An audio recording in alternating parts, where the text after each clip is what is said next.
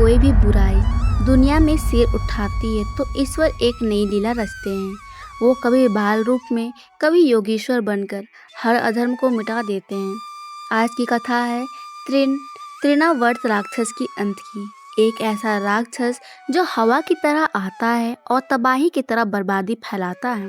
लेकिन आज वो टकराया परमेश्वर श्री कृष्ण से, जिसका बचपन भी बुराई के लिए काल बन गया।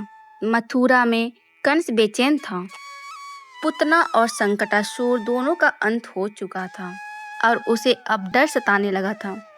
मेरी मृत्यु निकट है, उसने अब बुलाया तृणावर्त, एक राक्षस जो आंधी और बवंडर में बदल सकता था।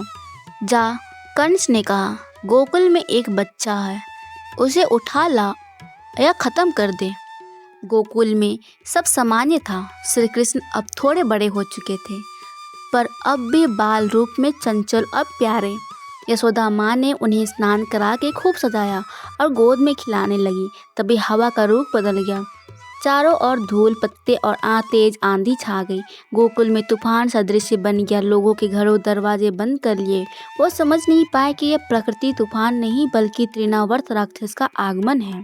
तृणावर्त ने अदृश्य रूप में बालकृष्ण को गोद से उठा लिया और तेज हवा में आसमान की ओर उड़ चला। यशोदा माँ घबरा गई। अरे मेरा लल्ला कहाँ गया? कन्हैया, कन्हैया!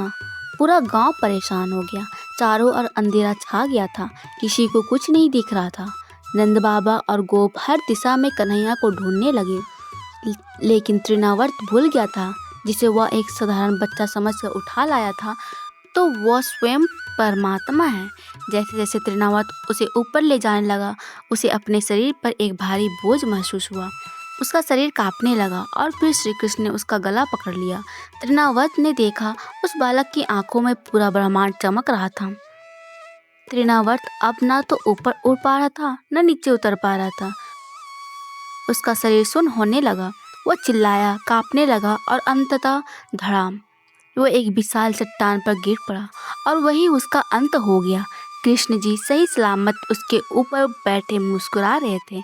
जब तूफान शांत हुआ, लोग धीरे धीरे बाहर निकले, तब उन्हें एक दिशा से एक चमत्कारी आवाज़ सुनाई दी, कन्हैया की हंसी।